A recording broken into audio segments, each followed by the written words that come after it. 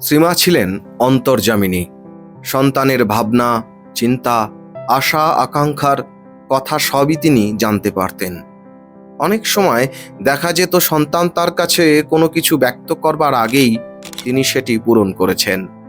প্রসঙ্গত এখানে দু একটি ঘটনার কথা উল্লেখ করা যেতে পারে।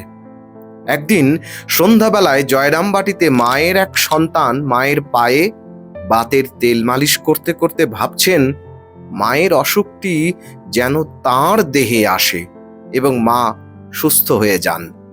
মা একটু মুচকি হেসে বললেন, বাবা, তুমি কি চিন্তা করছো?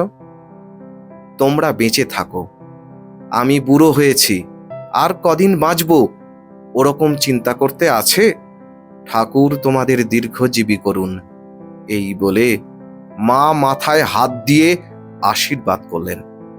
1915 সালের গ্রীষ্মকালে জয়রামবাটিতে শ্রী মহেন্দ্রনাথ গুপ্তের ইচ্ছা হলো ফুল চন্দন দিয়ে মায়ের পাদ পূজা করবেন, কিন্তু মনে মনে ভাবছেন ওখানে ওসব জোগাড় করবেন কি করে।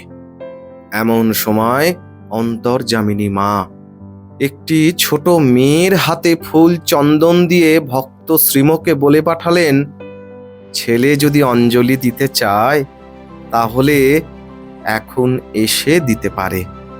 কি অপূর্ব ঘটনা, তাই না? সত্যি মা হলেন অন্তর্যামিনী। তিনি সকলের মনের কথা বুঝতে পারেন।